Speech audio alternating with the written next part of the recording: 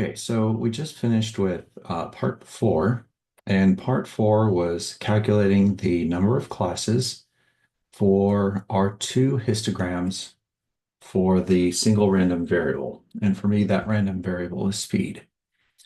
So the first histogram, which has the smaller number of classes, is 8. So it's going to have 8 bars in it.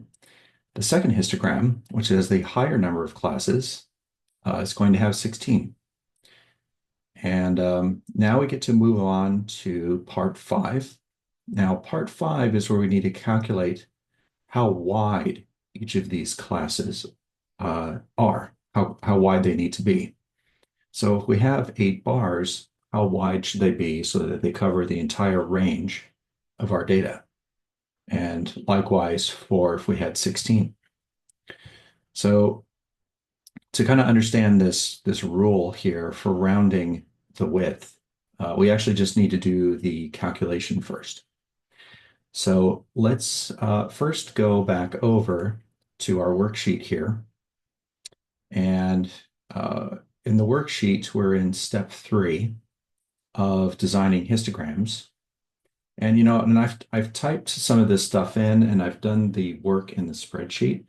Of course, you can write this in by hand and do this all by hand as well. But the purpose of doing it this time through is to teach you how to do these calculations in a spreadsheet so that you learn how to do that. All right, so down here, we're going to calculate the width of each class in the first histogram. And let me see here, let me bring up. So it might be easier to see my cursor. Okay, so here we're going to calculate the width um, of the first histogram. And here we're going to calculate the width of each class in the second histogram. And then I'm just kind of restating what the rounding rules are for the width. So let's kind of go up and let me see if I did put it in this chart. Yes, I did. So kind of where we are in this chart in step 3 is we calculated the number of classes and we rounded down the lowest, rounded up the highest. And now we need to calculate the width for the lowest number of classes. And then we need to calculate the width for the highest number of classes. So this little equation, width equals range divided by k low and width equals range divided by k high, this is the two little formulas we're going to use to calculate our width. And the range, was what we calculated earlier in step 2. Okay, so width is equal to range divided by k. So let's go back here to this worksheet. And let's just really quickly maybe put that in. Let me see. Yeah. So let me insert an equation here. And so see if I can do this really quick. So width for the low number of classes is going to be equal to, now I apologize, this is in Microsoft Word. So, if you're, using Google Docs, this won't be too much help to you right now. Let me put a subscript into there. So it's K. I like that. And let me get this and put it on the left-hand side. All right. So width is equal to range divided by, should have made that low, by the number of classes. And let's take this formula, let me copy it, and let me go ahead and paste it over here on this side. Oops. Why?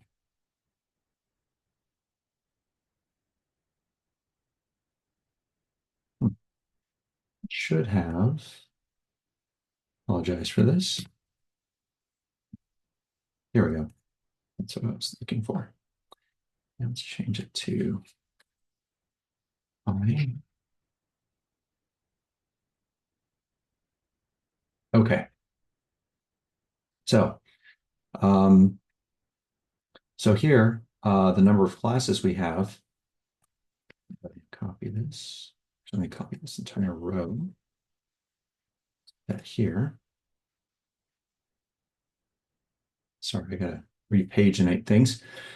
Okay, so the range was 149.1 for me. So I'm going to replace the range with 49.1. Now, this is not going to do any math. Okay, this is not going to calculate anything. This is strictly for me to kind of format this as text. And the number of classes here were 8. Over here on this side, the range was the same, 149.1. But now the upper number of classes is 16. It's going to look something like that. So how do I do something similar in a spreadsheet? So let's go over to the spreadsheet and see if we can figure that out. Because we're trying to calculate the width for the low number of classes and the width for the higher number of classes. Okay, so we can type in W low and W high. And we're going to do those calculations here. And W low, just writing this as text, it's going to be the range divided by halo. Again, this is not doing any math. It's just treating these cells as text. I'm putting this in for my reference and for yours. Okay. So now we want to perform this calculation. So we have to start it with an equal sign. And our range was right here. And we want to divide that by the low number of classes, which is right there. Hit enter. All right, that's what that should be. And let's do the same thing here. So the range is in this cell. We're going to divide that by 16. All right. So if we look at our values, we've got, let me go ahead and just copy, skip out of that. Let me copy these and paste them into the Word document, the worksheet. So W low is this number, and W high, again, I'm just kind of doing this quickly here, is this number.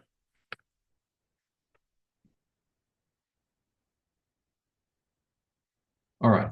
So now we can kind of just apply these rules here. So this is what you do if the width is greater than 0.9 or greater than 1, basically. And this is what you do if the width is less than 0.9. And for us, or for me here in this case, my width is clearly greater than 1 here, and here the width is clearly greater than 1 there, or greater than 0.9. So if the width is this large, then you round it up to the next integer. Okay, so in this case, what would be the next integer up? It'd be 19. And what would be the next integer up? Would be 10. So my value of W low is going to be 19. And my value for W high is going to be 10. So let's go back over to the My Open Math question. And the value for W low will be 19. And the value for W high will be 10. And let's click Submit and see if we were right. There we go. And we were. And now that part 5 is free, Now we're open to part 6. But before we leave part 5, let me show you some things.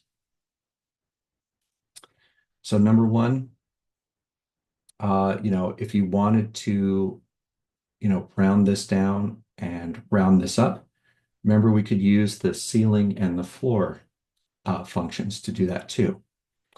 Um, and what I want to do is show you, like right now, you're just looking at a bunch of numbers and you used formulas here.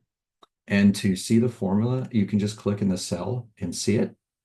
But let me show you a little trick here, is if you go to the view menu and you go to the show option, you can show the formulas.